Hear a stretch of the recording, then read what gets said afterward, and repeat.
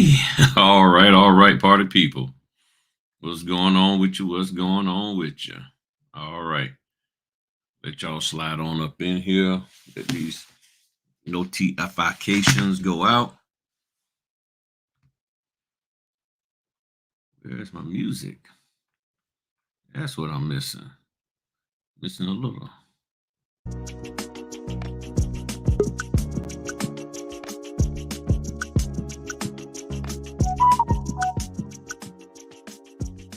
All right.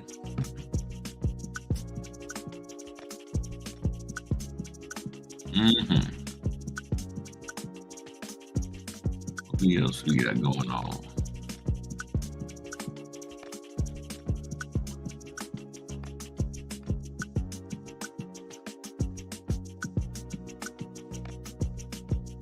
Hmm. All right.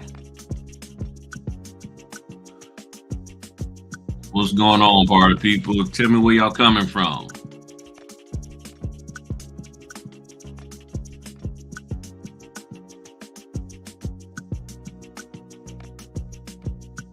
I got zero for tomorrow. I actually am not doing any closings tomorrow. I ain't got none tomorrow. I purposefully did not take any closings for tomorrow. Um, I need a rest. I can feel it, and it's time for me to take a break. So I'm supposed to have somebody hit me up.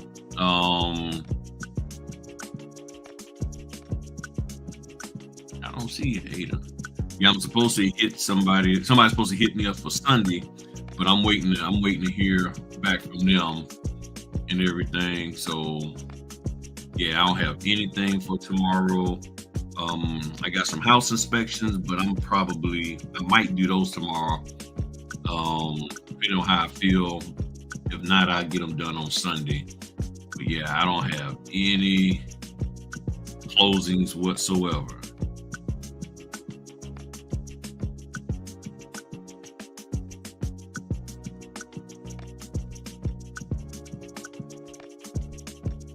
All right, just getting my peoples up in here. Got somebody from Maryland. Oh, Angela. Yeah, we know Angela. We got my man Smokey T coming from California. Oh, you got to click on the link that I sent you, Ada, and log in that way.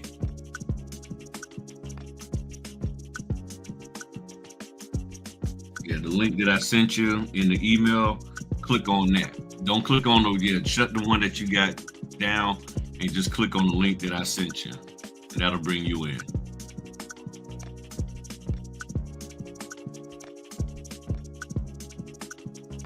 Why isn't Ada?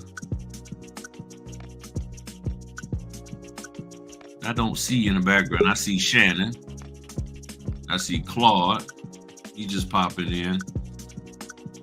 And I think Apprentice is doing some closings right now. Oh, there's Ada. There she is. Oh, Ada looking like she's in the club. That's all right.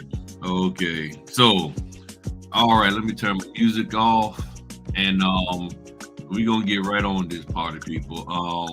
So here's the deal, y'all. A lot of people call themselves trying to tell us what this business is all about, what it really is, what it really isn't. Well, they don't even tell us what it isn't. They just keep telling us, oh, it's this, and it's just this money making machine. And I figured I would have some people come on that are actually doing the business. These are people who are my channel members. And this isn't a pitch to sell y'all anything. I'm serious. This is not trying to sell y'all anything whatsoever. This is just, oh, and I need Jessica on here.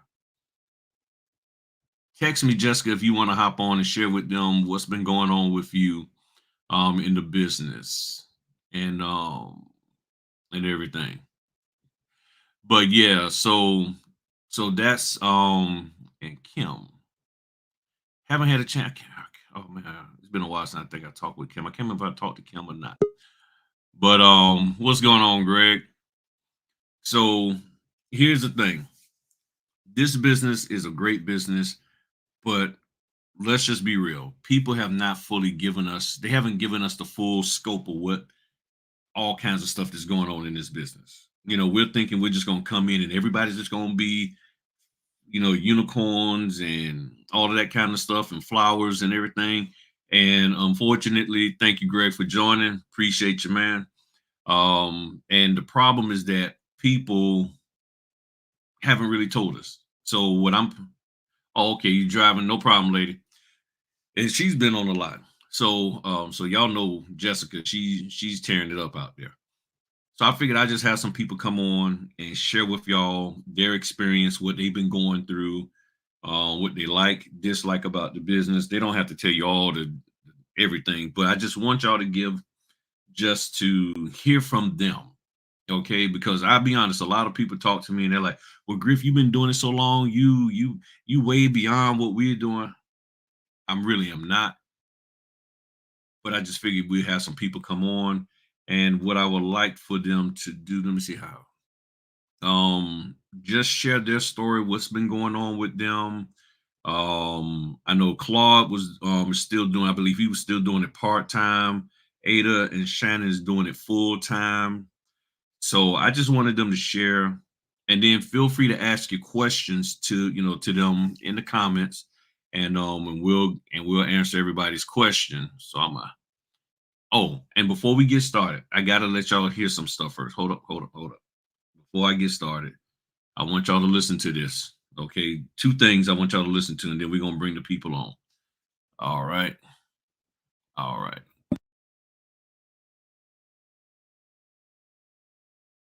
A great pitch is somebody telling me how I'm going to make money, and very few people even think to tell me how I'm going to make money. That's going to get my interest right up front. A great pitch is someone who has enthusiasm and has seemingly enough energy to hit the finish line. You get into, I see so many entrepreneurs that don't have energy, and that's just never going to work. And also, a great entrepreneur is an entrepreneur who's been tested through some kind of duress and come through as a winner, because you really hit so many obstacles building a business. You just have to know how to get back up and recover. Kind of like the Jack in the Box. You have to jump back up and say, hit me again, because every entrepreneur is persistent, or they're never going to make it as an entrepreneur. It just doesn't work that way. A great pitch. So I want to, now you heard what she said. A great entrepreneur is somebody who can tell her how they want to help her make money. One of the biggest problems that notaries do when they market themselves, they market themselves from a standpoint of, I need you to help me make money. How much business you got?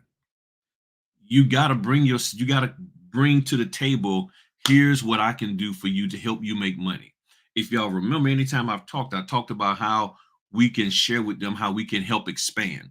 So like me and Shannon was talking earlier this week or last week, and we was talking about the fact that, okay, you're talking to a title company. Well, when you talk to them, you already know they may have things set up. You find out what it is that they're missing, what areas of deficiency do they have, and then you talk to them about how you can fill in the gap for that area.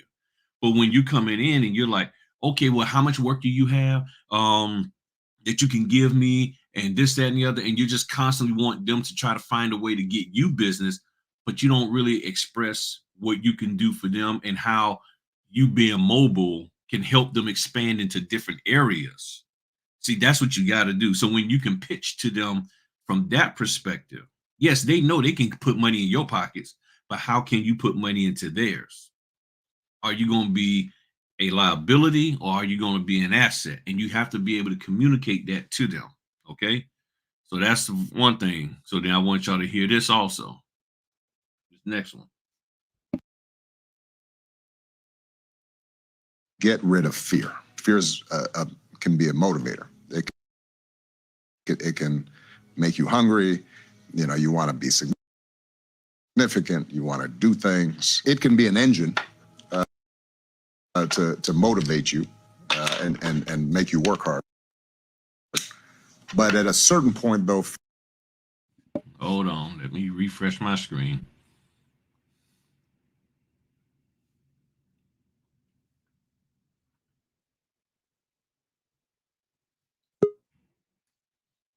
right, we got Copernicus in there.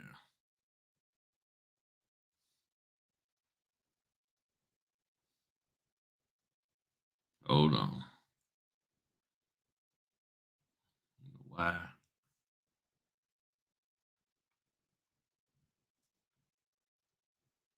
Get rid of fear. Fear can be a motivator. It can make you hungry. You know, you want to be significant. You want to do things. It can be an engine to motivate you and make you work hard.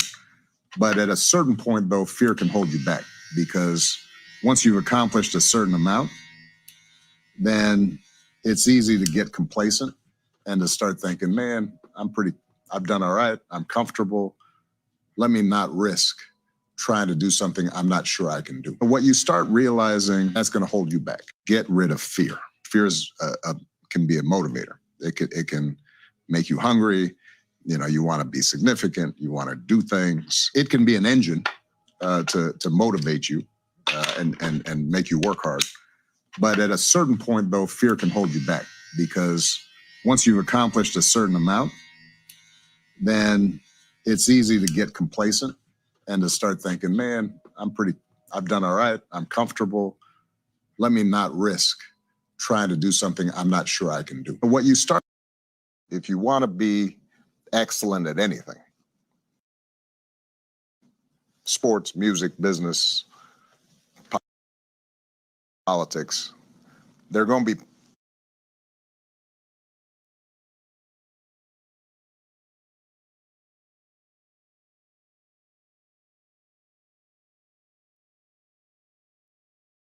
be excellent at anything.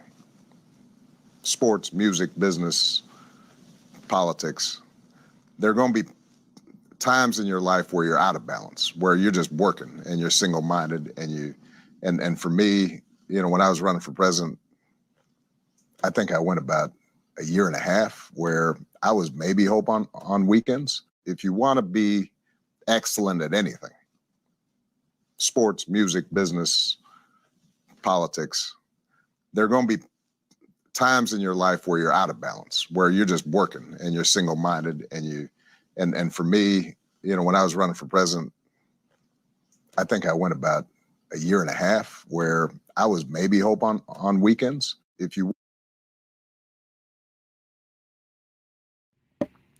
So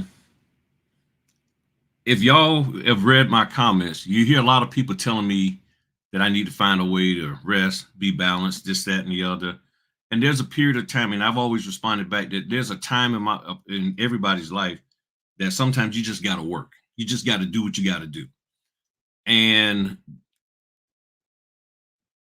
when it comes to being a business owner, entrepreneur, and I'm gonna start bringing folk onto the stage, one of the things that you got to understand is that there comes a time of building the foundation so you can move forward. And there will be times you're out of balance. If you've been following me, I know Caprinas and Ada has from the beginning. I did a bunch of videos talking about systems checks. And one of the first things I said you do is you sit down and talk with your family. You talk with your family and have a conversation with them to help them to understand what you believe is the commitment that you got to put into this. Most people out here in this business have not done that. They've just jumped into this business, not having a conversation with their spouse, not having a conversation with their kids. And then when the business is calling you to give it more of what it needs in order for you to be successful for a small amount of time, your family's like, whoa, whoa, whoa. I didn't know it was going to be all of this. And it doesn't necessarily be, it can be the notary business, or it could be different aspects of the notary business. But the point is that lack of having a conversation can open you up for failure, because you haven't taken time out to really have a conversation with your family to make sure that they understand. Now, will they always agree? Will they always be 100% on board? No. But at least you had the conversation. And you can say, hey, look, this is what I'm going to be doing. here's where I'm at. So then when they want to start acting brand new, they want to start acting a little funky, you can say, wait a minute, we had this conversation. What's the problem? Well, I didn't know it was going to be all of this. Neither did I. But this is what it takes to get to where we need to be at. And when you think about it, like I've been in this business 6 years. Right now, this particular point in time, these last 12 months is the hardest that I've worked in this business because I didn't have to work that hard because I had a regular job and stuff was coming. But for the last year, and you might as well almost say 2 years, I've been really grinding and putting forth everything that I can into this business. Now, to a lot of people, it's like, man, Griff, you just always working out. But in the grand scheme of things, it hasn't really been that long. I haven't really put that level of effort into it, except for just say at least 18 months. Out of all of the other stuff I've done in my life, this here is small. This amount of time that I'm investing is small compared to everything else that I put into my life, into doing whatever. So there's come a time when you're going to be quote unquote out of balance. But if you understand what it takes to get to where you're trying to go, you know that it's going to be a little bit of sacrifice, and then you can peel back. But here's what I'm seeing is that there are a lot of people, you're putting too much on you and you're never satisfied with where you're at. So you're doing the notary business and you're not satisfied with that. So you start doing credit repair. You're not satisfied with that. So then you start doing other things in this out here, fingerprinting and this and that. And it's like you're never satisfied. And when you can't find a level of satisfaction in what you're doing, you keep chasing after stuff. If you're not satisfied with the person you're in a relationship with, you keep what? Keep chasing skirt and keep chasing whatever women chase, but y'all keep chasing it, okay? You keep chasing stuff. If you ain't had satisfied with your job, you go. So you got to find a point in which I am satisfied. And see, personally, that's what I'm working on. I'm working on being satisfied with what I'm doing, with the whole goal of what I came into this business. I didn't come into business to be an influencer, to be on YouTube, to speak at conferences. I didn't come in here in this business to start a signing company, write books, do tapes. All of that is cool. And the people who are doing it, that's probably who they are and what they want to do. But not everybody can do that. But the one thing everybody can do, they can press that stamp and make money doing that.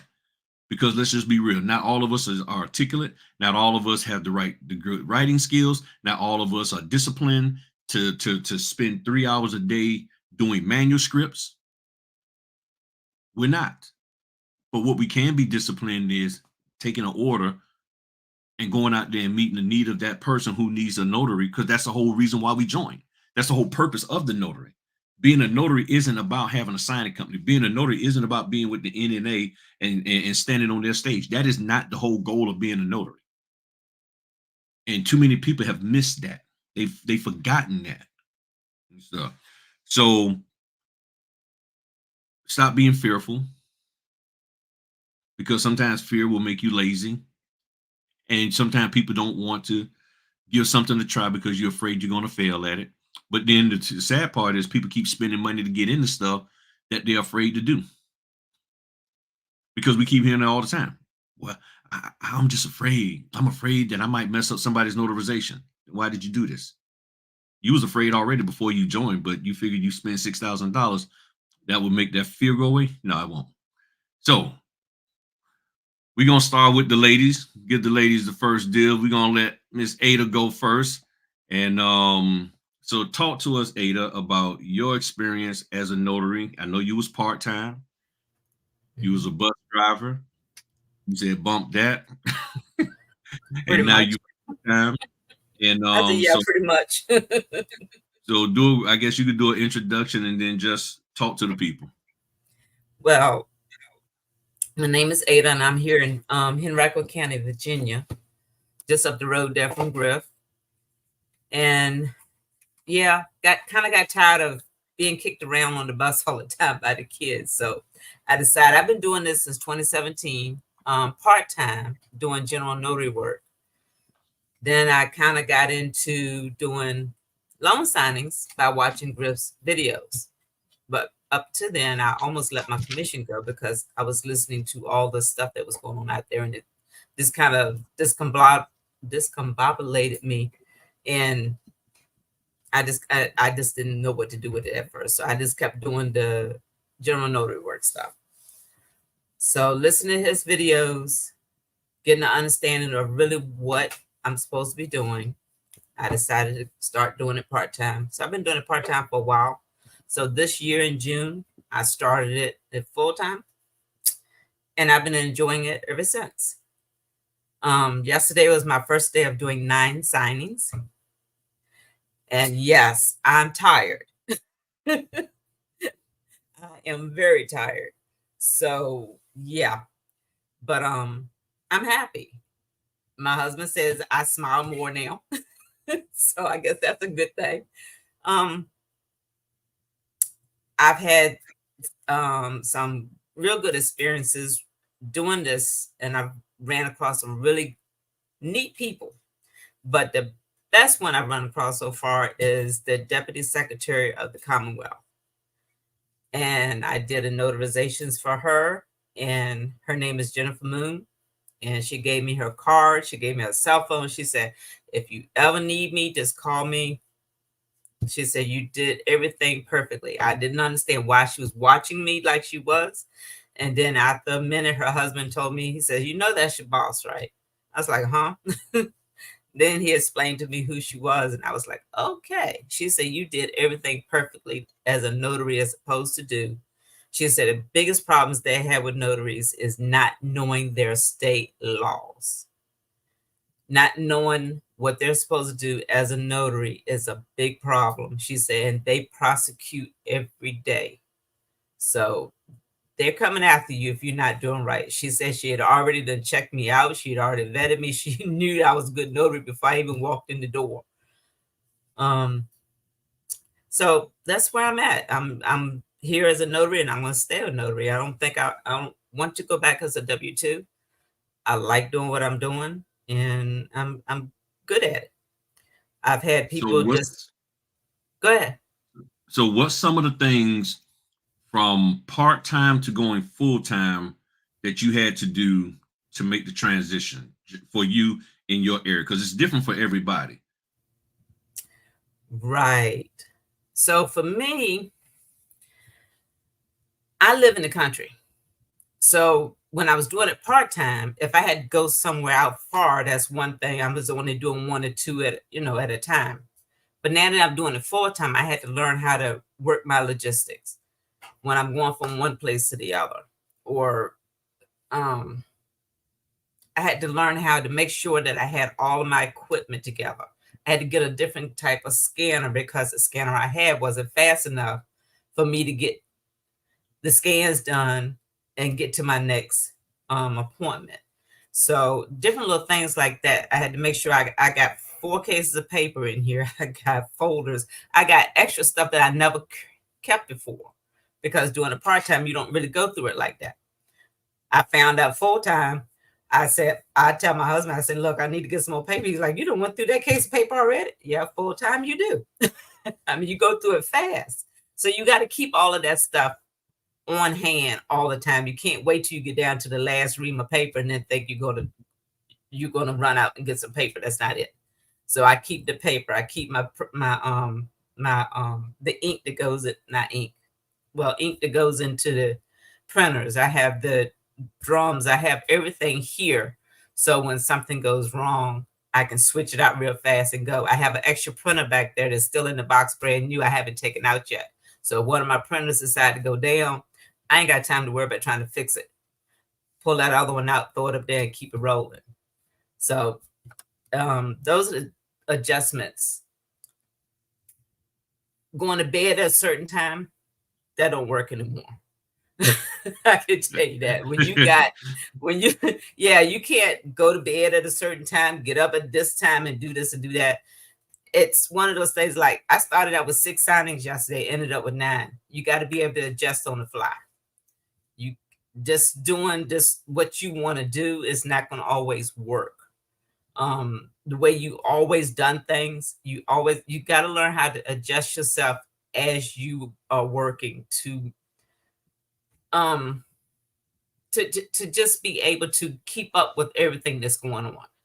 Because if you got somebody calling you over here, hey, can you do this? I got somehow or another, I done got a few people that just calls me directly now from when I was doing the signing services. Now they don't even go through the signing service anymore. They call me first.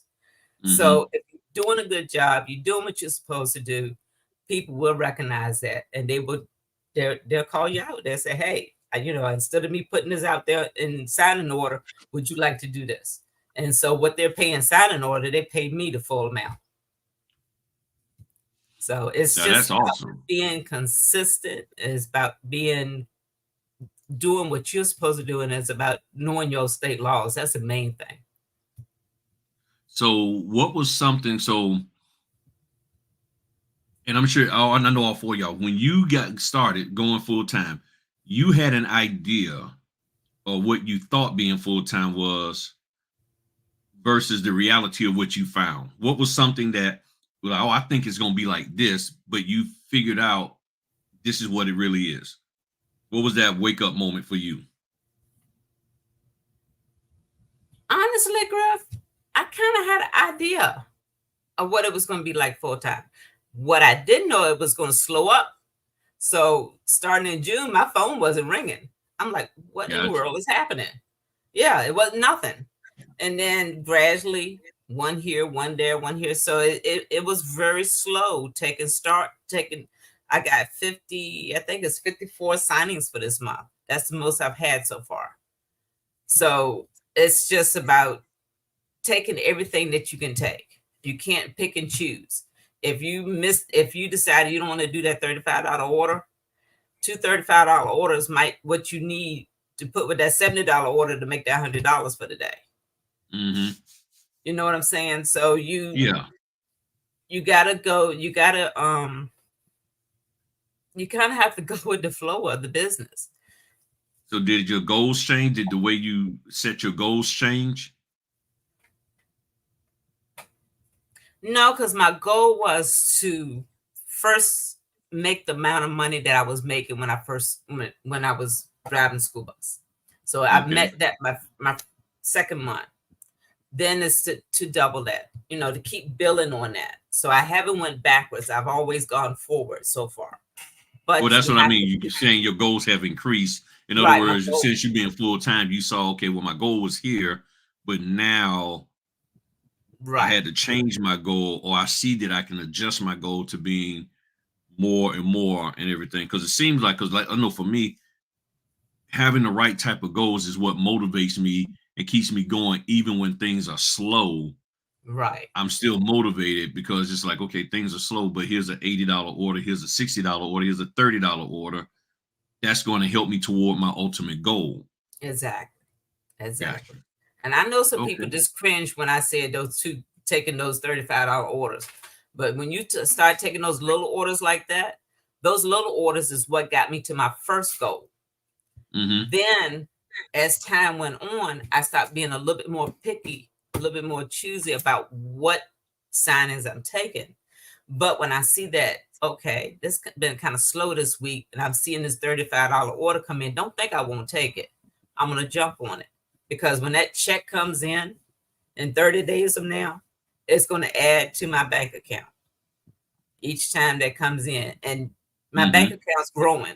So you're looking at the fact that, okay, if I hadn't taken that, my bank account wouldn't be growing like it is. Some of the other things is that the money that you make goes back into your business. You don't take money from your home or money out of your savings. You do that to get started, yes. But then as you get the money coming in, I take that money, I buy my paper, I buy my ink, I buy the printer, I buy whatever I need to buy, but I buy little things at a time. I don't buy a whole lot. Something this month, next month, something else. So you have to know a little bit about business, and Right. find out that a lot of people don't understand business. If you don't understand money and you don't understand business, you need to take a business course of some sort, because then you understand how the money works. So a lot of Gotcha. times when people fail at this is because they don't understand how money actually works. They don't understand the logistics behind money. That money makes money, but you gotta know what to do with it. You can't just go out Okay. there and say, "Oh, I got $100 check, man. I'm going to get my nails done. I'm going to do this. I'm going to do that." No, you can't do all of that. You got to take care of the business needs first. Yeah. Yeah. Once you start Okay. filling that up, and you get to maybe 6 months or a year down the road, now you got some money built up. Then you can start doing a little stuff. But in the beginning, you got to kind of be a little bit stingy, for lack of a better word. You got to, Okay. you can't just keep doing all the stuff that you used to do. You got to reel that in a little bit. And then as time go on, you can kind of do things that maybe you did. And you got to have good support. My husband Hmm. supports me all the way. You got to have good support. If you don't have good support behind you, then you it's hard to do it on your own. You got to Gotcha. have either you got something to fall back on for a few months, because it's taken 4 months for me to get to where I'm at now. It takes a while. It doesn't happen overnight. You're not going to Well, make that's $10,000 good. a month, huh? I said, no, that's good. And see, that's the whole thing. See, that's the consistency of you just working it little by little and building up. And then also getting your mental stamina, your physical stamina, your family stamina of being able to grow with you. Because if all of a sudden you go from 50 signings to 80, that's a change in everything, that extra 30. So somebody asked a question, I'm gonna answer this and then I'm gonna switch over to Shannon. Says, I have taken, oh, my bad. I'm gonna get to Joe in a second. This one, it said, if you receive a direct client from a signing service where they call you, is that considered wrong? No, because they chose to call you. You didn't market to them. They can call you if they want. That's their choice. If they choose to call you, that's between you and them. They can call you. And what happened If with me you was I done such a good job with that signing until when I had to call the lady about something, she was like, "Hey, I got a couple of signings coming up next week. Can I call you?" That's all it was. And I was like, Yeah. "Sure." So no, it It had is a nothing to business. do I with me. mean, I just did a good yeah. job. So you should, I mean, it's like, okay, you can tell them no, but then here's the thing. What happens if you say no because of they originally came through a signing service, but then that signing service, that's all the work they got for you. That signing service never has anything else for you for the rest of the month or for the next 4 or 5 months, but you've passed on trying to preserve, do right by them. It's different like if you was trying to sneak behind them and steal the client, that's different. But if you're not and you're honoring your relationship with them, but their client decides we want to go to you, because see, we don't know if if that signing company and that um title company has been having some issues, and then all of a sudden they find you a good notary and say, you know what, we'll just use this person because they don't. And see, it's not even that the notaries could be bad. Maybe the way that signing company operates isn't the way that the owner of the title company likes. It could be a whole lot of things. So if I haven't done anything wrong in violation of the agreement between me and the signing company, and somebody wants to work with me, I'm gonna work with them. Right. I'm going to work with them, unless I get a gut feeling that I shouldn't. So Shannon, up there in New York, talk to us. I've been in a notary since 2021. I've been working in the title insurance business since 2004. So about 20 years. I've always worked a full-time job, and I only really worked my notary business as a part-time business, and I never really had an intention on taking it full-time. It was always some sort of excuse as to why I could never take it full-time. It was mostly fear. And the reason why I'm full time now is because I was laid off from my job. So I was laid off in April, and I had no choice but to take it full time. Um, so it was kind of scary at first. I remember during the meetings, a members meeting, I asked the same people on this call, on this video, what was I going to do, because I just didn't know if I was going to be able to sustain a business. Even though I had been building up to this point, I was afraid, and I kind of had like defeatist kind of mentality. I wasn't sure. I didn't really believe in myself, even though I had been taking on signings since 2021. I had relationships built up. I even had a relationship built up with the title company that I wasn't with anymore, but they never had gave me any signings, and I never really pursued that. And I was kind of in a difficult situation because when I came into the business, all the different channels was talking about how you should go to title companies and market yourself as a direct, market yourself directly. Working for the title company I worked for in the city I work in, I couldn't do that or else I would lose my job. Like, I couldn't go over to a competitor and ask them to be their notary because it would be a conflict of interest. So it was a very fine line for me to cross, and I had no choice but to work with signing companies. But once I wasn't working with the title companies anymore, that was a W-2 employee with, I was a free agent. So now I could work with any title company I wanted to. Even with that being said, um, it's still a small community where I'm at, and people within the title companies talk to each other. So rather than working with the First American in my city, I would work with the National First American, like through their platform, Jot. Or rather than working with Closing USA Loan Depot here in my city, I would work with the national platform. And I would just happen to take closings in my city. And I kind of built up a reputation that way. It wasn't until recently I reached out to my old employer and offered myself as a resource, just as a backup notary in counties where they may be lacking coverage.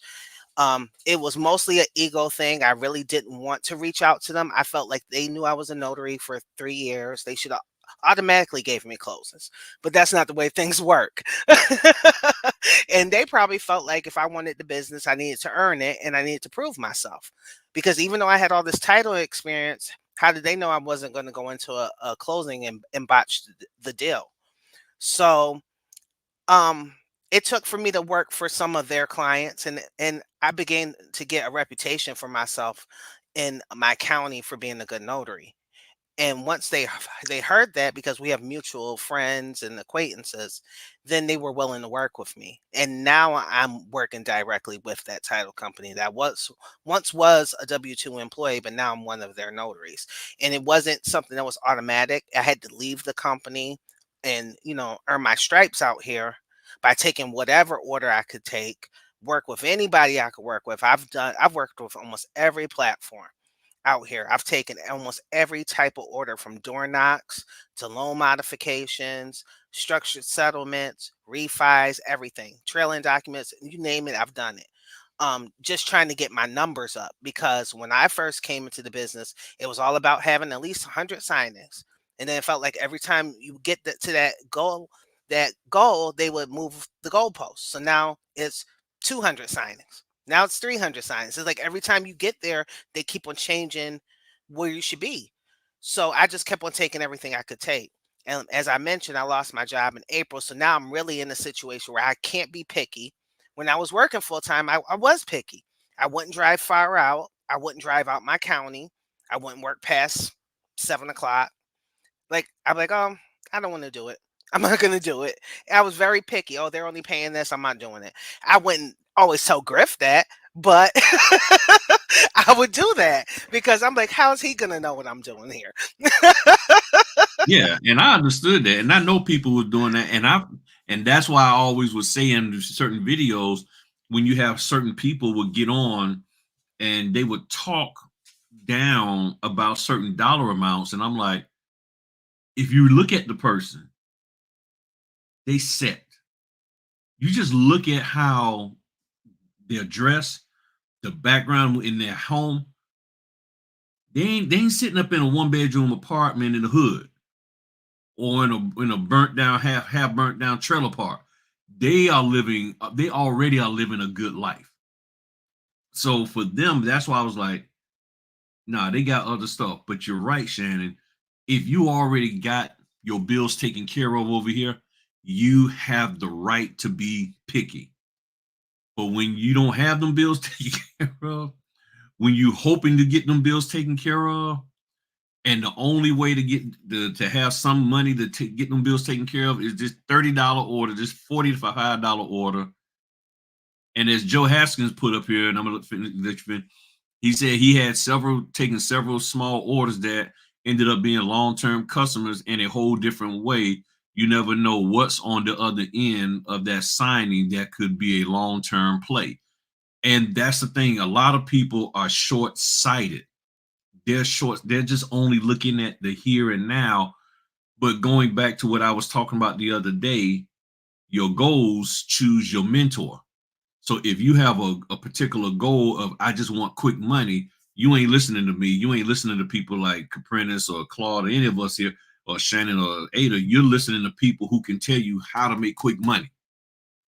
That's why they spend more time on TikTok than anything, because they want quick money, and TikTok is how to make quick money doing something. Go ahead on, Shannon. And I'm going to keep it real. I was hyped up by the $10,000 a month. I'm not even going to lie, because my job at the title company was paying the notaries. So I know that it was possible for notaries to make this kind of money. I'm paying them, so I know what they're making. I'm these are people that are working directly for the title company. It's no middleman, so I know what they're making. They're calling me asking me when they're going to get paid. So I know what they're making. So I'm like, I want a piece of that too. I want to earn it too. I didn't actually pursue it until during the pandemic, when everybody was losing their jobs and we got called into the office and everybody's getting furloughed or dropping down part time. Now I have to figure it out. Now all of a sudden I'm going to make a business now, because I got plenty of time to make a business. I'm watching all these different channels that Griff mentions. I watched every single one of them, getting hyped. Like, yes, I'm about to make 10 G's. I can't wait. I couldn't wait. And then once I got my notary license and I took my first signing, I was terrified. I stamped my first document upside down. All it was a deed. I was terrified just sitting in front of these people. I'm like, how are they? I don't even know what to do. The first time I gave the oath, I'm stuttering. I don't know how to give the oath.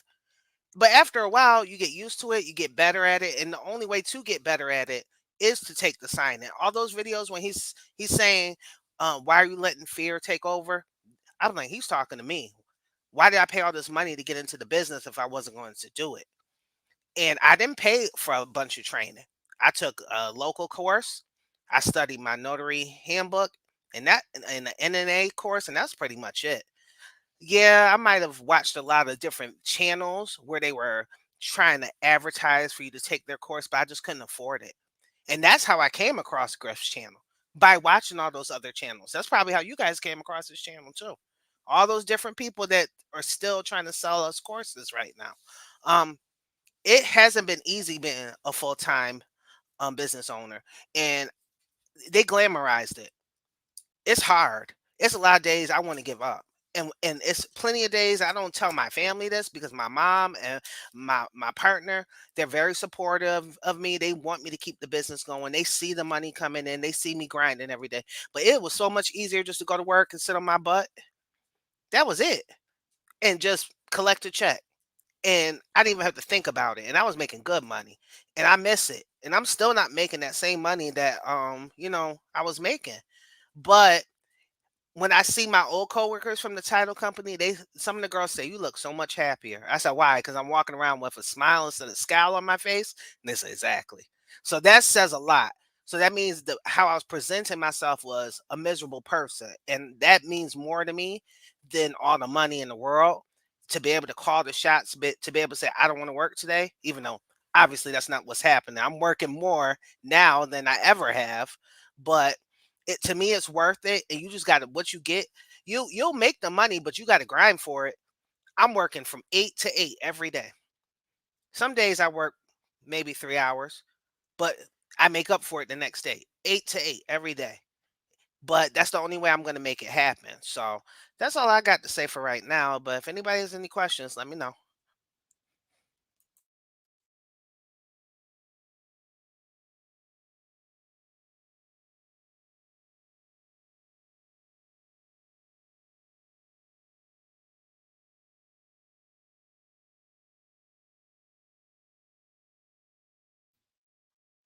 All right, it's on you, Claude. All you gotta do is unmute.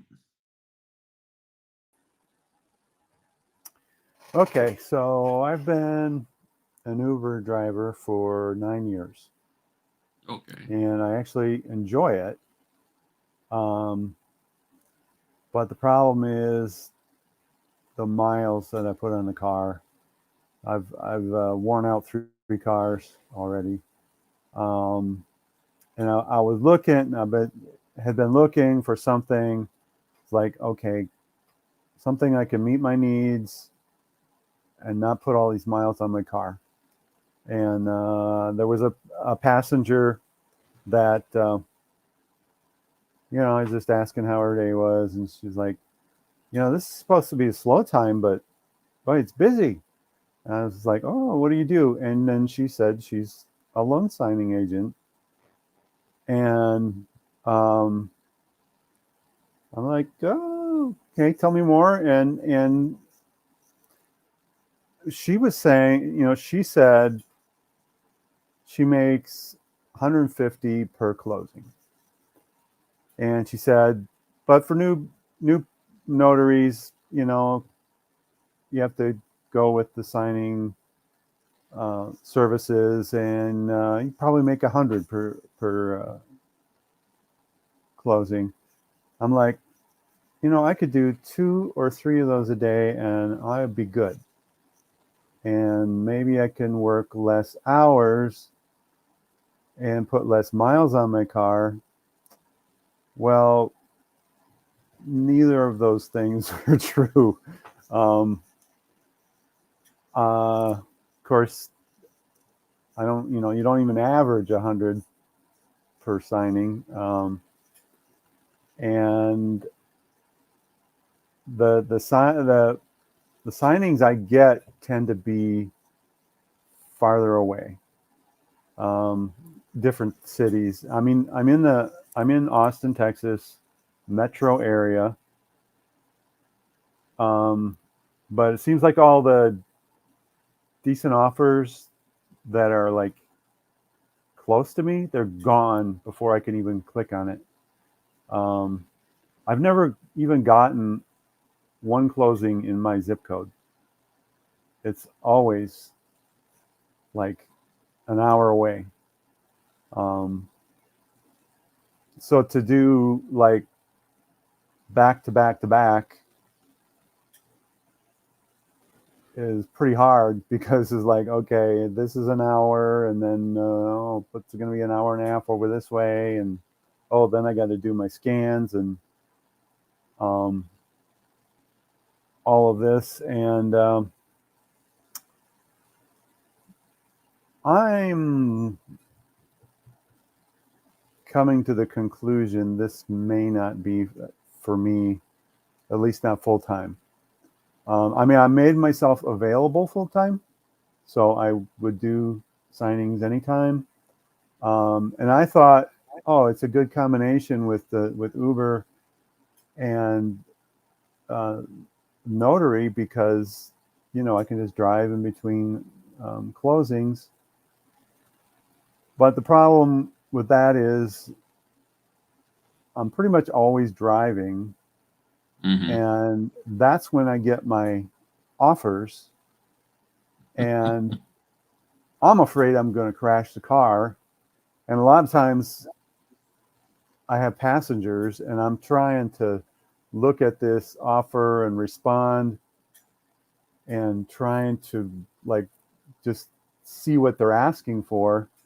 And either I just And that miss look like it, or distracted driving. I'm distracted driving all day long. And I've almost gotten a few accidents, and it would have been my fault. Yeah. And the other thing is, I'll be vulnerable out here in public. I have a history of serious mental health issues, and all the emotional, the stress. I don't do well with it. I don't do well with time pressure. Gotcha.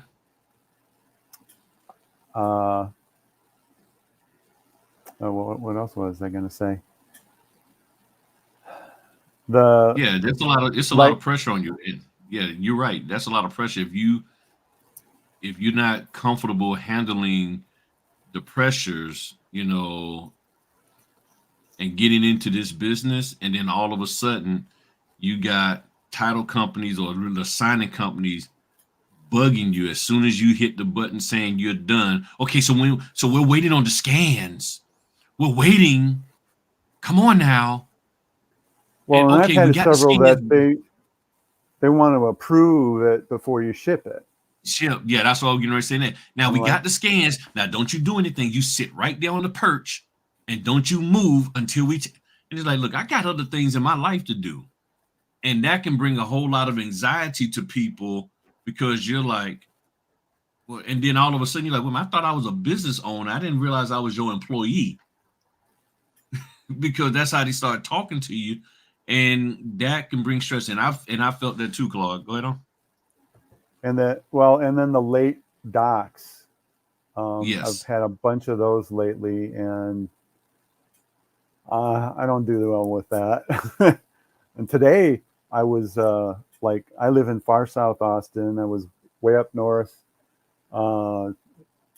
serving a subpoena. Those are fun. Oh, okay, cool. I mean, it's easy, but my signing was going to be up there in like a half hour, and then all of a sudden I get a notice. Oh, we have added this new doc.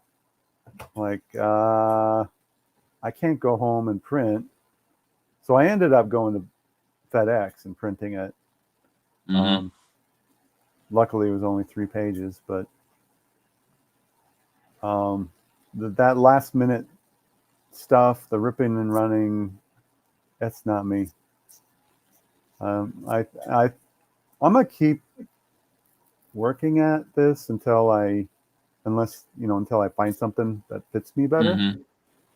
And I may do still the part-time, but I can't see myself going full-time. Yeah, and that's one of the things, Claude, and thanks for sharing, because that's one of the things that I've learned, because there's been a couple of people that have talked to me over the years, really a couple of years ago, and like one lady shared with me, she said when she gets stressed, she said mentally she just shuts down. It's like she just gets locked up. It's like she says, I just freeze and I can't do anything. I can't think. I can't do nothing. And when she told me that, I said, you know what? I didn't even think about that. That could be going on with some people. Then I came across another young lady. She was like, maybe she was in her 60s, and she was saying how it takes her 2 or 3 times, maybe more, of reading stuff before it clicks in. So then I was like, okay, we got learning difficulties that people could be faced with. It's not that a person is quote unquote dumb, or they learn differently.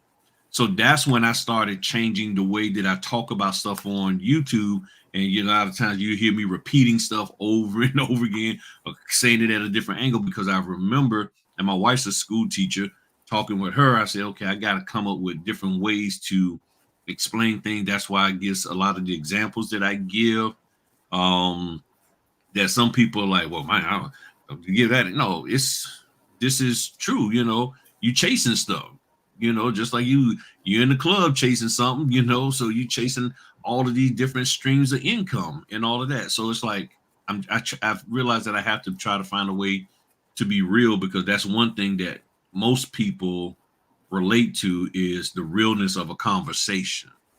So what you're talking about, yes, Scott, it is a real thing that a lot of people don't think about And I will say the main people who don't think about it are the trainer, mentor, and coaches, because they're like, I'm just giving you information, so make it happen. And they don't care, in my opinion, they don't really care about your past. They don't care that you're a young lady who has a volatile man in your life and he doesn't have any patience to wait 5, 6, 7 months or a year for you to build a business to start bringing in $10,000. He's expecting you to bring that money in now, especially if you had to get him to give you the money and now he wants that money coming back. You know, same thing with a gentleman with a young lady. She's like, where's the money at? Especially if she's quote unquote high maintenance. And I know women might get mad at me for saying that, but there are people who like that, just like there's some men. I'm more of a high maintenance man, to be honest with you. My wife would tell you in a heartbeat, I'm the high maintenance one. And I have to curtail my spending habits. But you have somebody who wants what they want. And then what's even worse is when you have somebody who you're involved with that has no desire to do business or even understand business. And you're trying to run a business and they don't care, because the way they look at it is you just go get a job, get a steady job and be happy doing that. And that's hard for some people when your heart is to be an entrepreneur and you're working toward that and you're fine with it taking maybe 5 or 10 or 15 years. And they're like, no, we need it done now, because they want the glitz and the glam of the entrepreneurship, and you're trying to build and get the firm foundation of it so that it can last a lifetime, you know?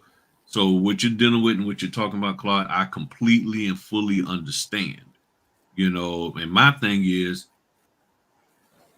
I'm very appreciative of the fact that you even put forth a solid effort.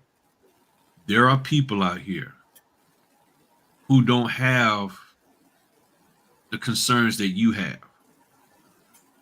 and they won't even put forth a quarter of the effort that you did. They keep making excuses.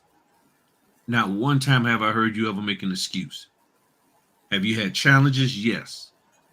Just like you called me about the print. I was looking, I still can't figure that thing out, about the printer thing. I can't figure it out. You know, I was think like, there okay, might have been something wrong with that file.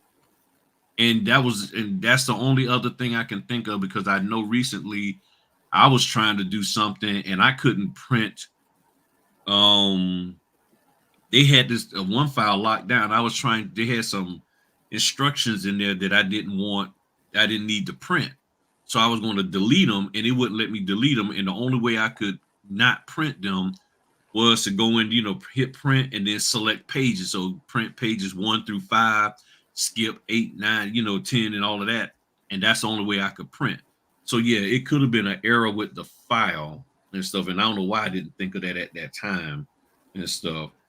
But that's the one thing that I'm very proud of what you've done, is that you've approached the business from the standpoint of, I know the concerns that I have in my life.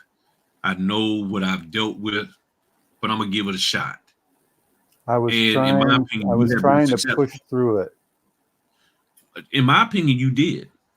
In my opinion, you pushed through it.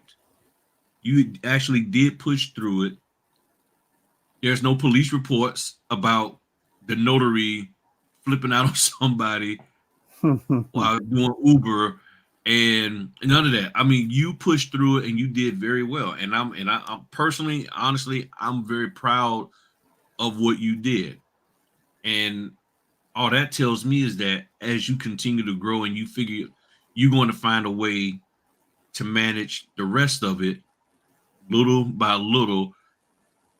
But I know personally people who don't have any of those concerns, and they won't put even a quarter of the effort that you did. Orders come their way and they're like, no, I ain't gonna do it. They don't even try. My thing is, you did everything that I said that we supposed to be doing out here, which is at least try. Once we try, then we can make a determination as to whether we want to continue trying. And that's all I've ever wanted for y'all to do. For everybody, at least try. If you try, then you can make it. Then you got some data to analyze and say, "Yep, I'm gonna keep trying," or I'm gonna keep trying, but I'm gonna modify the level of effort, and I'm gonna try. I'm gonna do it, but I'm gonna do it this way, because this way will be more advantageous for me. So for some people, yeah, quarter time or half time is good for them versus trying to do it full time. And that's the beauty about entrepreneurship, is that you make it what you want it to be for you, irregardless of what anybody else says. And that's why I get so upset, because I know a lot of trainers out there, they make people feel bad for not being like the trainer. I encourage y'all to be who you are. And then my job is to find a way to support you and to come alongside and help you maximize your potential based off of who you are as a person, and go for it. And then encourage you that, okay, well, that's good, but that might not be the best. You know, because sometimes there's some things that, regardless of who we are and what we've dealt with and struggled with in life, in order for something to be done, to be considered completed and done, we all got to take certain steps. There's certain things that they're non-negotiable. We got to do it this way in order for it to be considered done. We just got to find a way to push through, as you said, and get it done. And then we take time out and go do whatever we need to do, meditate, pray, seek counsel, whatever, to deal with the stuff. But to me, it just showed how much stronger you are, man. Honestly, in my opinion, it just showed how strong you are and resilient you are for you to be able to accomplish this to this level, and to be able to make the decision as to, okay, this is how I can do this business. You haven't quit. In my opinion, you haven't quit. You've adjusted like a business owner should do, so that it fits what you need to do in your business model. And currently that will be your business model, to do it at this level. That's the hallmark of being a business owner. And ain't nothing to be ashamed about or be concerned about, and nobody should question it. If they do, just send them my way and I have a nice conversation with them, where two go out and only I come back. So I'm proud of you, Claude. You did excellent, man. And you're going to continue to do excellent. Thank you, Griff. No problem. So my man Caprentice, what you got? The newly gone full-time notary out there in California. Oh man. There's so much. But obviously, for the people who don't know, I've been around the same time that Shannon has. So I became a notary. My class was back in 2020 into 2020. And then I got my commission in 2021. And I originally was just doing it just to see what it was about, because my neighbor, she told me about it. And during the pandemic, we had nothing else to do other than work from home, but it wasn't very busy. So just sat around, didn't do anything. I did my NNA stuff. I did that. I did some other training as well, but I still just didn't do anything. And then back in September of that year, Griff had a video, and in the video extremely spoke to me. Like what Shannon said earlier, hey, you spent money. Why did you spend the money, regardless of what it is, whether it was a penny or $1,000? Why are you not using it? Why are you not taking action upon it? And prior to that time, I had gotten some notifications, and I wouldn't want to go out because I was deathly afraid of making a mistake. And so then when I had that video, then I was like, okay, I can do this. And I took my first signing and just went from there. So that first 4 months, of course, I was working at home, my full-time job, and I had 120 signings. It was just busy because it really was busy for everybody. Griff could talk about it. I'm sure Shannon was like that. Even Ada, the people who've been around could definitely remember, because the rates were so low, then people were getting in the business, and then people could really make good money doing it during that period of time.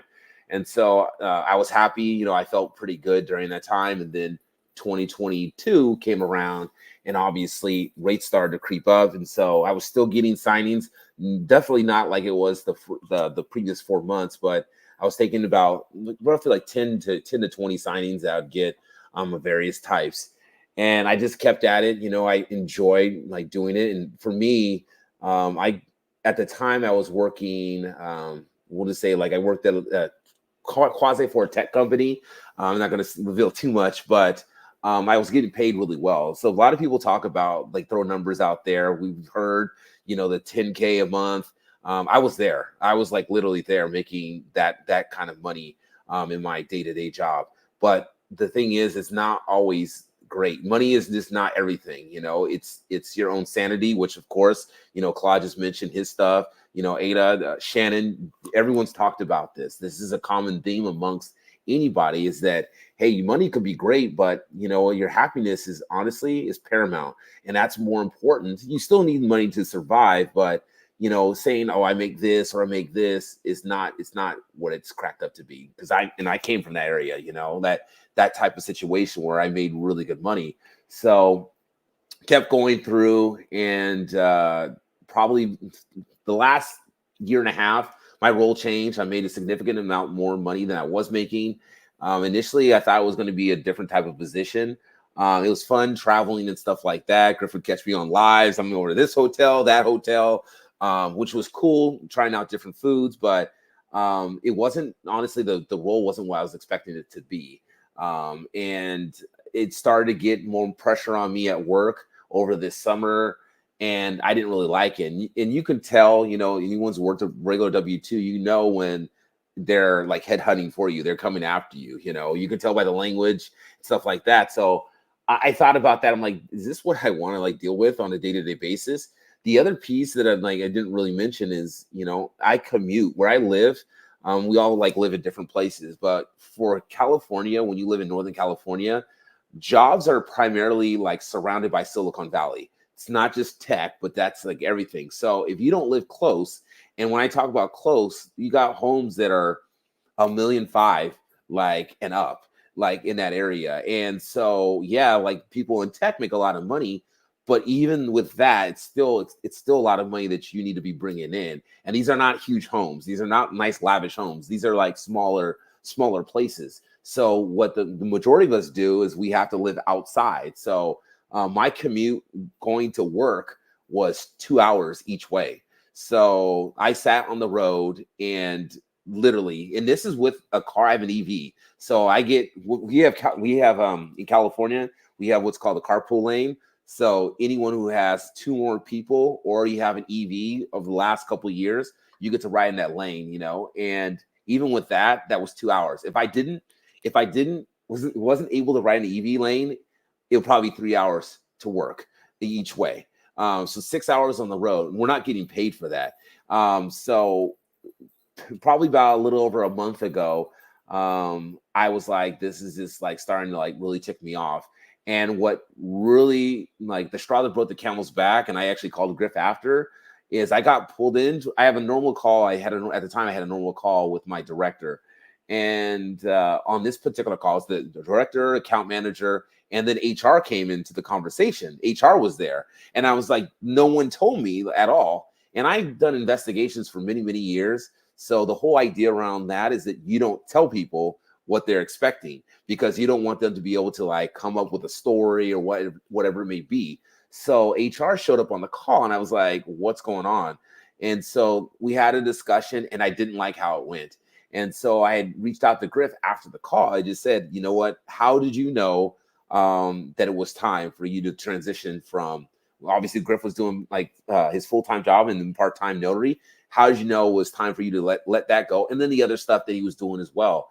And so that really helped me to understand that I was on the right path, that like, hey, you know what, sometimes you got to make that decision to jump, and it's obviously scary for all of us to say, hey, we've been comfortable in this position. Obviously, Shannon was at a job. She's been doing that for 20 years. So then coming out and having to do this, same thing. Ada's like, hey, I was running the bus. This is what I was doing. I had to go out and do this. Yeah, I was doing part-time G&W, but I had to do this. Claude, the same thing. He's like, I've been accustomed to like doing driving for this many years. So I was the same boat. And like, I've been doing this W2, W2, W2. And then it was like, okay, what am I going to do? How is this going to be? So that talk that I had was like phenomenal. So that week, that was the first of last month. It was that Monday, actually it was the 31st. But in any case, I went on my last trip and I was like, I'm going to put my 2 weeks in. And that was going to be on Friday. I think it was the 4th. And that weekend I left, and my girlfriend and I had gone to like a notary retreat. And during the weekend, I was getting blitzed by emails from my director about some numbers. And I'm like trying to be like focus on my notarial stuff. And I honestly like got so frustrated. So I understand when Claude's talking about, you know, that stress and not being able to deal with that kind of stuff. And that's how I felt. I'm like sitting there trying to get these numbers, even on the plane coming back. Hey, I got to do this. And so that Monday, I was just like, no, I'm done. And so I took a sick day. And at the end of the 8 hours, I ended up calling and said, you know what, due to my mental health, that this job is like impacting, I'm resigning today. So that was like my last day was, I think it was the 7th of October. And so I knew what I was going to do, of course, go in and do this, you know, full time. Between 2021 and then at this point, I had only done the max I did in a month was probably, I think it was like 47, but that was back in 2021 where rates were extremely low. It was more realistic, like 25 to 30 that I was doing. So I'm like, okay, am I going to be able to do this? So the next day, that Tuesday, I mean, I remember waking up and I was like, an alert came in and I'm like, oh, can I take this? It was a TBD. Now I had already quit my job, but my mindset was still, hey, I don't know that I can go out and do this stuff because it's almost like that job had like a hold on me. And it was like, hey, no, you're going to come back and do this. And I remember talking to my girlfriend. So to Griff's point, the support system is extremely important. You know, she knows what I deal with being here, but she's also a notary as well on the side. So, well, I'm not on the side anymore, but she is. So she understands the kind of stuff that we deal with. And so she supported me. And I was like, okay, I can do this. So being that whole month, this last month of full time, I ended up having, I think I finished out with like the 82 signings. And like you guys talk about, it's the same thing that everyone's saying here. It's not, you just take signings. It's not like you sit there and wait, should I be doing this? Should I go and do this? It's money that's going to your account, regardless of what account it's going to. It's this account, that account, it's going back to you. And we don't have the ability when you're full-time to just sit there and, well, I want this to be this. Because if you sit there and ponder if this is like the good value for you, you'll never be successful at this business at all. So like you'll start to understand in 650 signings in, I understand what I'm going to take and what I'm not going to take. But I would say that 99% of the time, these are things that I will take. Now, I wouldn't expect anybody to like go outside of their own business model. But for me, I'm not going to go an hour and a half of driving and they were going to pay me $20. Like that's not good business for me. Now, I'm not saying that it's bad for somebody else, but for me, it's not the case. But thankfully, that's not where it is. And I don't have direct business. I'm signing services just like pretty much everybody here. You know, I haven't gone out and done that. And partially that's due to the fact that I traveled, you know, like this month. But being that I've traveled and I'm doing this full time, now it's like making me like reflect and like say, hey, if I'm going to be serious about this, I can't be traveling like I did. I had that ability to do things before when I had like a W-2. So now it's like, okay, I wake up almost amped, like, hey, let's get this date going, you know, and waiting for looking at my phone, like, for those who know on signing or you go into the job board, I'm just like keep resetting it like over and over again. Hopefully something pops up that's in my area, but then also any alerts that come on. So any alerts that come from the various platforms, then I'm going to say yes to majority of the time. And hopefully like I get it. But like for me, all this stuff that has been talked about, I wrote some notes for myself. I mean, the 9 signing day, you know, for the Ada talked about, that's phenomenal. Like I haven't got to that point, but I can imagine, and I know Griff did before as well. Just the most I've done was like 6. And then to everyone's point, when you're driving around, it's not just 6 signings. The signings it's not the difficult part, but if you're driving from 1 hour to this area, and then you're going to go 45 minutes to this area, and then an hour and a half this area. And I'm not afraid of driving. Obviously, like I told you guys, like I drove 4 hours a day. And the fortunate piece right now is that we get deductions for it where we didn't before as a W-2. But still, it's like it can weigh on you, but still wake up every morning with excitement, like, hey, I'm happy. You know, now when I wake up, these are the times I normally would be waking up, but I'd be exhausted because I knew I had to go to work. So, and I had to sit in the traffic. I'm not really sitting in traffic now. I may drive like an hour, but it's constant moving. So to me, I don't really recognize it. And then, like, you know, I know Shannon and Ada talked about it. Like, of course, I want to get back to what I was making before. However, like realistically, I can't say that that's going to happen overnight because, you know, obviously I gave you guys a little bit of insight. But for me, it's more so, can I pay my bills and then be able to enjoy like things in life? So yes, was I able to do that before? Yes, and more. But right now I'm focused on, you know, being the best like notary I can be, you know, and then get more clients as I come along. We'll see how that goes. But really, it's about the educational piece. And there's something to be said about people who take the time to go learn, you know, just anything else. It's just like anything else that we do in this world. You got to spend the time doing it. But that's where I'm at in my journey right now, is just like, okay, how do I do this? And to Griff's point, where he's talking about initially the systems, I'll be honest, like my systems, if I showed you guys the chaos here right now, that's something that I definitely am trying to work through, because I know that that's going to be a limiting factor in my success, is like being really organized. I'm not there yet. And I haven't had to be that way. And I guess I took it for granted because now I have to. You know, you can't be sitting there not paying attention to when you're getting paid and when you're not getting paid. You know, obviously that's our money. So like when someone, granted, we know there's certain signing services will take a long period of time, but there should be no reason why you don't know. None of us don't understand when we're supposed to get paid and not be on top of it, because like at a W-2, you knew it was coming. That check was always coming that same 2 weeks. It's whether it's Wednesday, Thursday, Friday, whatever it may be. And now it's not the case. You got this signing service does like every week. You know, you got this one does 13 days and 2 hours and 6 minutes, like after you're signing. You got this one when they say you took a shower, so we're going to pay you. You know, like I'm trying to be funny, but like the reality is like I have to be more on top of that. And then one other key thing before I like finish, because I know I talk a lot. The things that you guys talked about as well. I know like Claude brought it up. Shannon like double timed on it. The having to wait for approvals. It's like, and Griff mentioned this before, like people think that we only have like one signing on that day. They don't understand. I'm like, wait, you have a business. Your business doesn't operate on you having one client ask you for doing one signing. So why do you think that that's going to like apply to us? Like, no, we have other things to do. And then when you ask for, like, we have to wait for approvals, then you don't even give it the common courtesy of getting it done right away. If you're saying, hey, we got to wait for approvals, then guess what? When I like send it in, I would expect for you to turn around and check it and say, hey, your stuff is good to go. Because then I know I'm going to stop here. I'm going to stop there. The other day, literally, like that happened to me. I think it was yesterday, was the exact scenario happened to me. They didn't say anything. They just said you have to wait for approvals. So I go to drop and I'm like sitting there waiting, like literally going to miss drop. And I'm like, what's going on? And then they throw in, oh, you need to sign for witnesses. Nothing in the instructions. We're not a witness state, and there was nothing in the instructions that mentioned that at all. So I'm like, got it. Like, I'll go ahead and sign. And that's the frustration, I would say, that one of the bad things about this, you have to deal with that kind of stuff. You still are dealing with people who are not organized themselves. So, and these are the people who are going to be paying you. So that is like, that's a challenge. But, you know, other than that, I mean, I really, really enjoy it. For me, this is the path that I wish I would have chosen before, because I've been further along.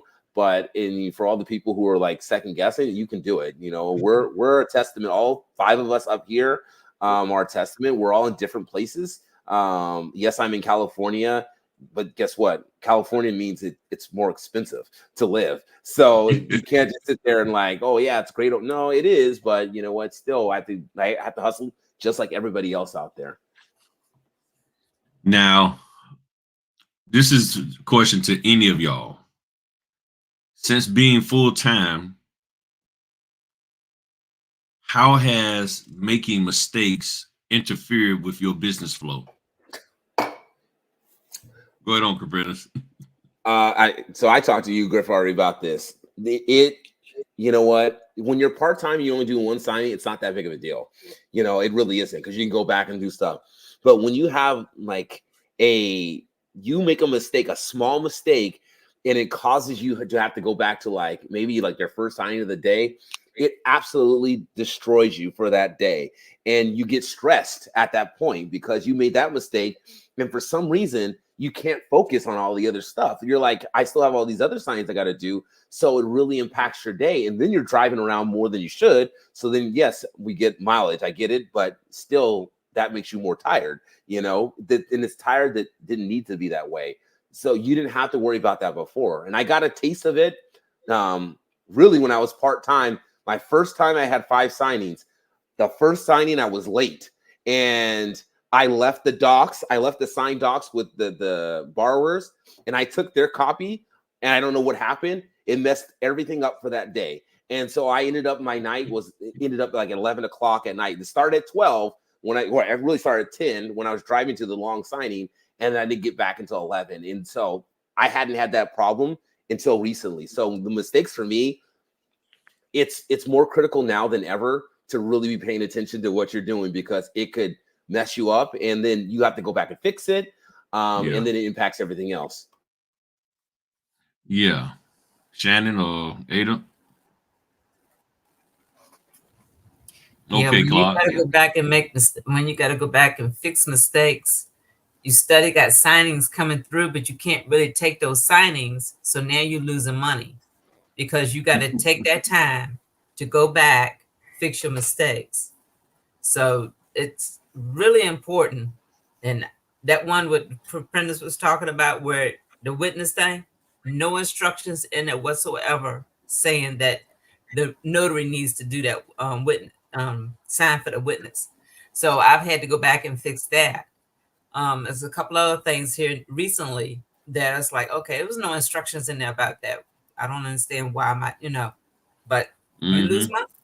So you have to be very careful, and you have to be diligent about going back and get it done, though. You can't just say, I'm not going to go back and fix it.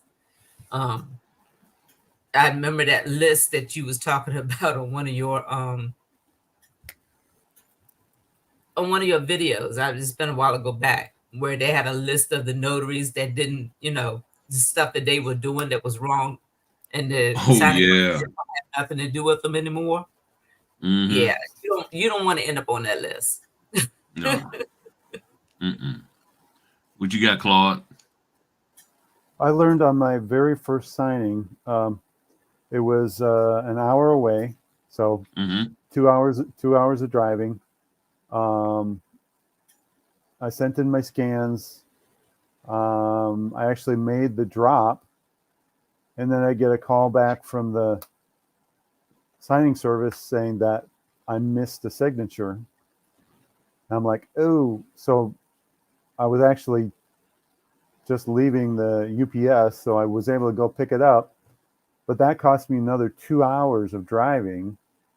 Well, I had to make an appointment to go, find the person, and an extra 2 hours. So that was my first signing, and I was like, okay, mistakes are very costly as far as time. Yeah. So I've been a lot more careful ever since then. Yeah. And see, so y'all know I've been pushing it like 100 signings, 90 to 100 signings in August and September. I had so many mistakes. I couldn't even begin to. I was just like, I didn't even realize I missed that. Oh man, I missed that. Oh, I forgot that.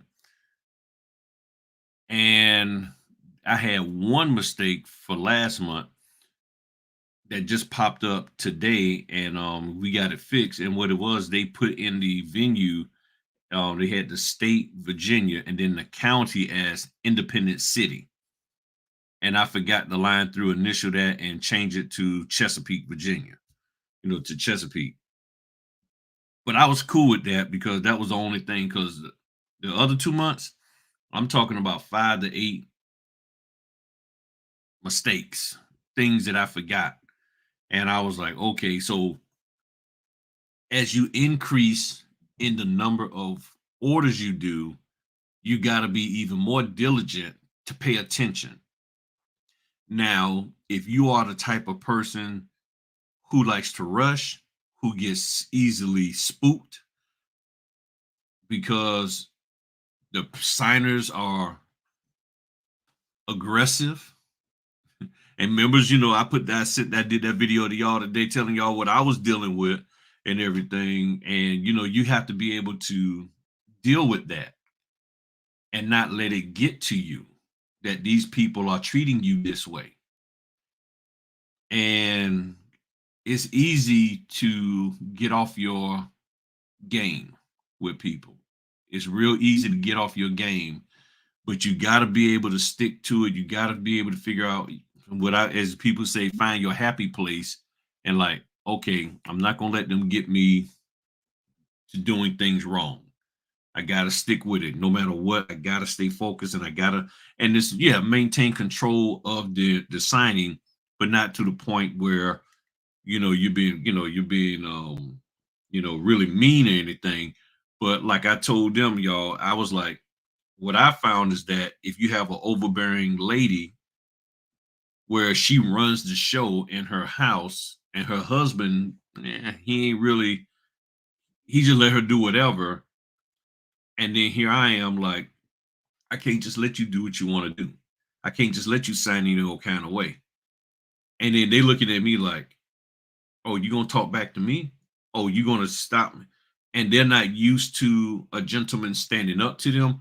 Or if you have a man who's not used to a woman exerting herself and having the command, not being disrespectful to him, but just saying, hey, sir, so stop. Where his wife just let him do whatever. He's doing it wrong, it's wrong.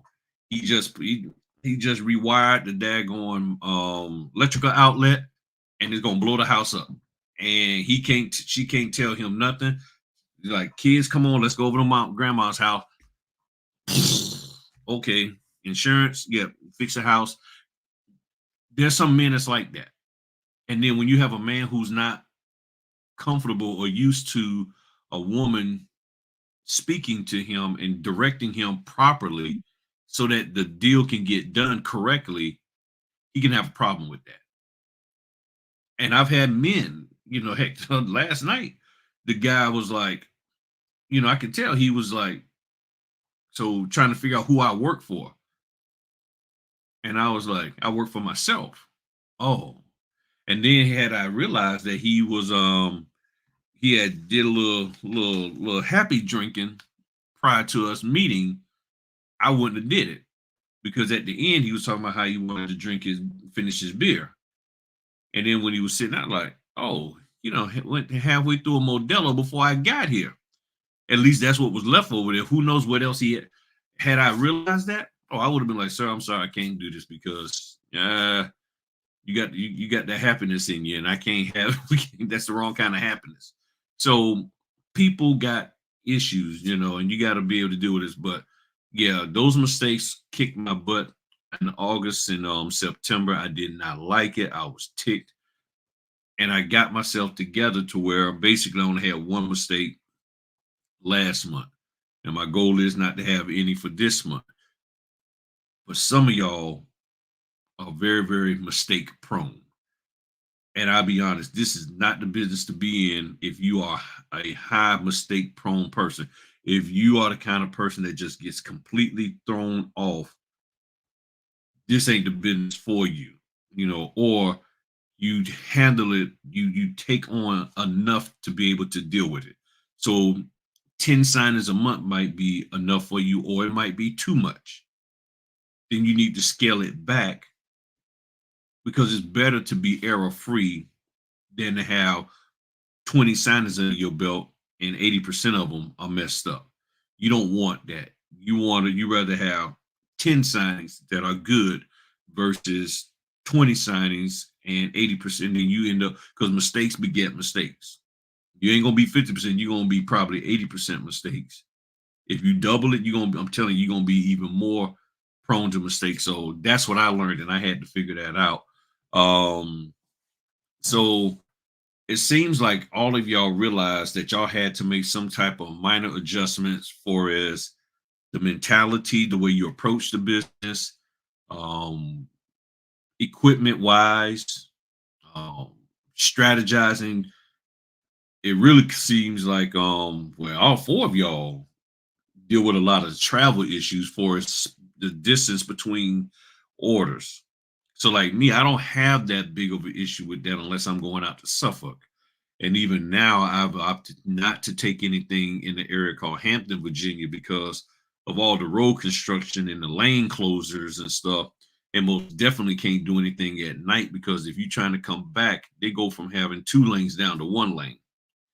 And then sometimes they got 4 lane highway that gets shot down all the way to 2 lanes. And I'm like, I can't deal with that. I can't put myself in that position. So right now, I'm not even messing with any orders over there unless it's early in the morning, like on a Saturday or a Sunday. But weekday, I have to give that up, which means what? I got to spend more time grabbing the other, orders in my area. And I've been dealing with a lot more cancellations, a whole lot of cancellations for whatever reason. And then the delayed documents, I had to let go of order today because the documents hadn't got there. And I said, it's not going to work out. So they took it from me, no harm, no foul, and missed out. But then I picked up an order. Some company called me out of the blue. I don't know how they found me. They just called me out of the blue and said, "Hey, can you do a closing for us on the 7th of this month?" I said, "No problem." I told them what my fee was. They said that's fine. And I asked them, I said, they didn't even ask me what my fee was. They said, just send us an invoice. So I said, okay, my fee is this. I said, does that fit within your budget? They said, yes. I was like, here you go. Invoice sent. Is that simple? So where I lost a couple, I picked up some. And it happens that way. So I'm very proud of y'all. I am very, very proud of what y'all are accomplishing in this business because, and just so y'all know, people who are watching, I talk to them a lot. I talk to all four of them a lot. And they are working hard to be successful to the level that they can be successful in this business. And that's what I like. And what I've seen is that because they're working hard in this business, because they're putting in the effort, the people in their communities are seeing. And true business owners recognize somebody who's working hard. True business owners recognize somebody who's committed to excellence. And that's the one thing I can say about all four of these individuals here, that they are committed to excellence. And you got Virginia, New York, California, and Texas, 4 different areas, and all 4 of them are successful in this business to the level that they need to be successful. It's not about doing what Griff do. It's not doing about any of that. It's about them being the notary or the business owner they need to be for themselves individually and well as their families.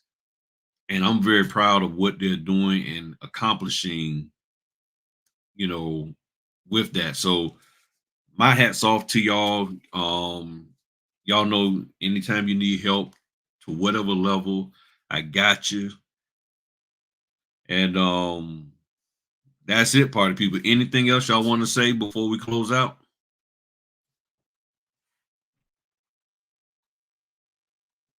Nope. Joseph Haskins had a question. Oh, here it is. Yep. How would the panelists answer the question of burnout and maintaining work-life balance? Oh, you must not seen my Obama clip that I just played, Joe. You hold on. I gotta play the Obama clip again. Hold on. Let me play the Obama clip, and then we're gonna go. Then we're gonna get on that. We'll answer that. Hold on. Gotta play my Obama clip.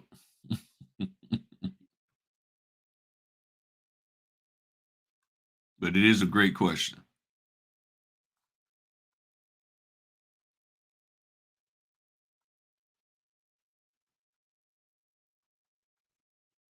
want to be excellent at anything, sports, music, business, politics, there are going to be times in your life where you're out of balance, where you're just working and you're single-minded, and for me, when I was running for president, I think I went about a year and a half where I was maybe hope on weekends. If you want to be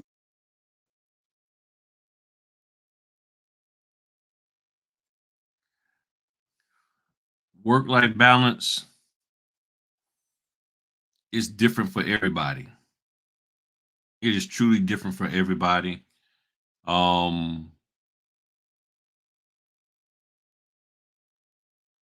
think you have to know who you are, what you're doing. Like for right now, like I said, tomorrow I ain't taking no orders. I had made up my mind. Say I'm gonna just chill. I'm not gonna take any orders on Saturday. This will be the day that I do it. Am I itching to make money? Yeah, but I have enough hope and faith to know that it's gonna all work out. So if I got to take a break, I'm going to take that break. There's been times over the last 2 months I've like, okay, I've gone to bed early and didn't stay up late prepping documents. If y'all notice, I ain't been doing a whole lot of late night videos, and even my videos I haven't been putting out a whole lot because I said, okay, let me chill for a little bit. So the question becomes, what needs to be balanced? So whenever I have an opportunity to spend time with my wife, I do. Sit down, talk to her, with my sons, whatever the case may be. It's like, okay, what do I need to spend some time into today? Is there anything that I need to put some effort on that I hadn't been putting effort on? Because I don't know if you can sit here and say, okay, out of a 24-hour day, period, out of 24 hours in a day, 8 going to be to this, 2 going to be to that, this. Because when you say balance, it's like, okay, well, you got to also identify what's out of balance. Now, if you're just tired and you're like, well, I ain't getting enough sleep, okay, got it. Am I making mistakes? Just that and the other?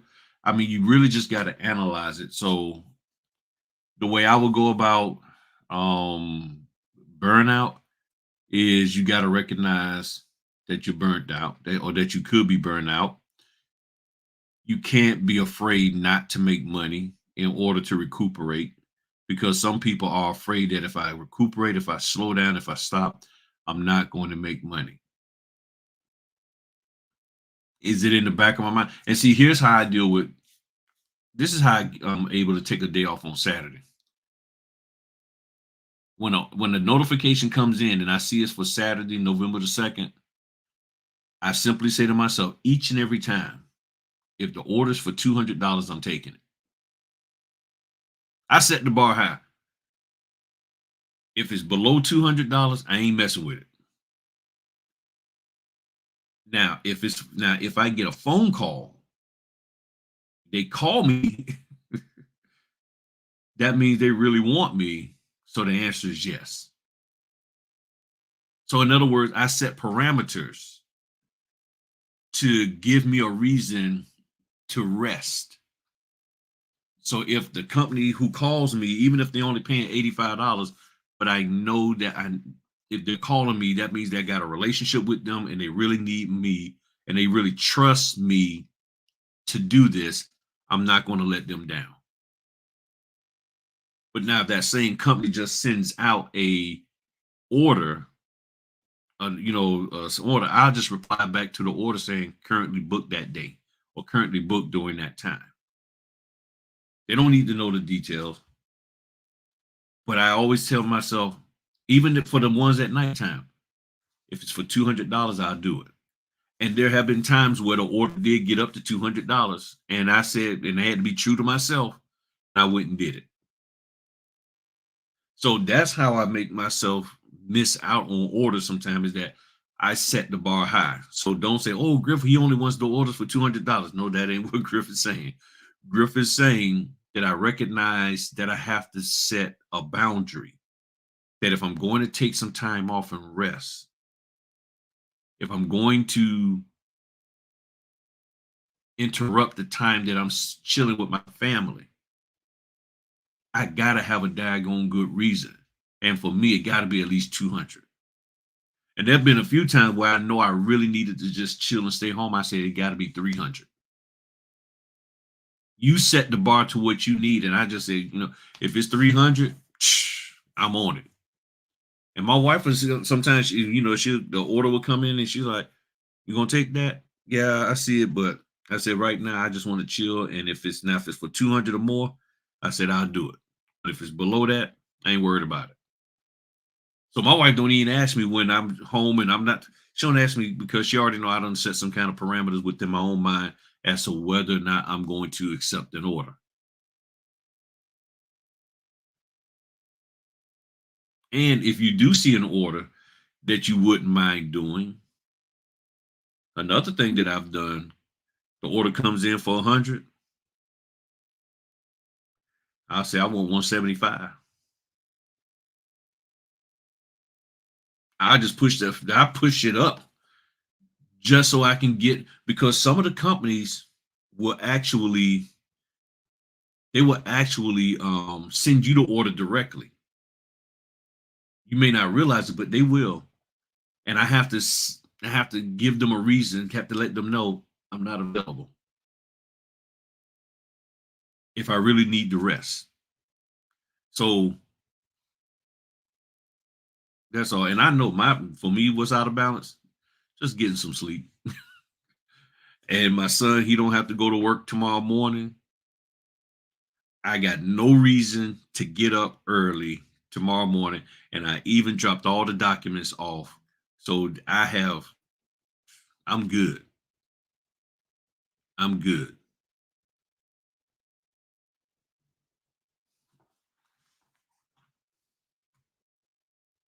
All right. Well, y'all have a good one. Hey, I want to thank Caprentice, Shannon, Ada, Claude for coming on and just sharing with people your experience being a notary, being out here, being full-time, part-time, all of that. I really appreciate it, and everything. So, y'all, this is a great business, and all I'm doing is just encouraging y'all to take it serious. And anybody who wants your money, they need to be there for you. They want to train you, they need to be there for you. And I keep hearing too many stories about the people aren't there for them. They just want your money, and then they're like, okay, now go make it happen. And you don't know how to make it happen. And they really, really need, and you really, really need help. And they're not built for that. That's not who they are. That's not what they want to do. That's not their business model. So this business is doable, but you got to have the right mindset. And the main thing is you can't adopt the mindset of the trainer, mentor, or coach, especially if that's not who you are. Remember, like I said, your goals choose your mentor. So if your goal is to be a slickster, your goal is to be fast money, then you're going to be with certain people. But if your goal is to get longevity, then you're going to find somebody who's going to help you in that arena. And what's worse is that you have a mindset of longevity and stability in your business, but you are following somebody who doesn't have that. You're following somebody who's a slickster, and that's frustrating to you. And you're like, okay, those are some good ideas, but when push comes to shove, and you're like, okay, now I want to learn this. Help me understand it. Oh, I can't help you with that. And that's what's happening over and over and over. So now the solution, you just got to take time out and learn it yourself. Just take time out, learn it yourself, and don't even worry about somebody educating you and teaching you. Just figure it out yourself. And you can do it because you've figured out other things.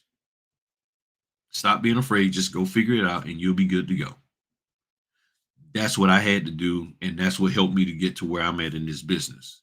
And every person that I know that is going out there and decided to just learn and figure it out and stop waiting on somebody else to do it for them, they're doing very well in this business.